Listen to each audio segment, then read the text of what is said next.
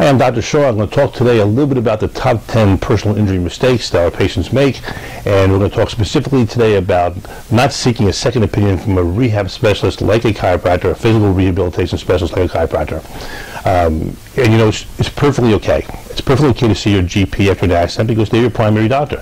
They're the one you should be keeping in touch with throughout this. And what they're probably going to do is evaluate you. Maybe they'll order x-rays and maybe they'll prescribe some medication. But you should understand this. There are 3 phases of healing. The first phase is the acute phase. That's the phase during which there's inflammation going on. Medications are helpful at this point. I see no reason why you shouldn't do it. There are other modalities we could use to help control that, but medication is perfectly okay. However, as you advance through the second phase and third phase, the repair and remodeling phase, you have different requirements. Medication will not solve the problems. If you do not treat these properly and there's inadequate deposition or improper deposition of the collagen matrix, which heals these tissues, you will have shortening of these tissues, resulting in decreased range of motion.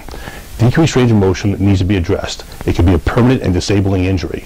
In the repair phase, what you want are constant stresses, such as those provided by chiropractors during their manipulation process, during stretching exercises they may apply, through some of the manual methods they may use, supported by adjunctive therapies like moist heat, ultrasound, electrical stimulation, and all the other modalities which have benefit of controlling pain and improving the rehabilitation process.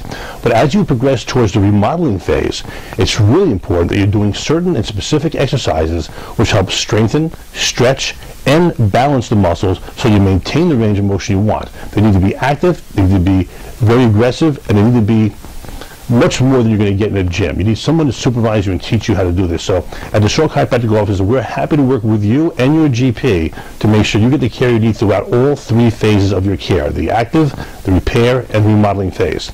I'm Dr. Shaw. Give us a call. Let's see what we can do to help you get better.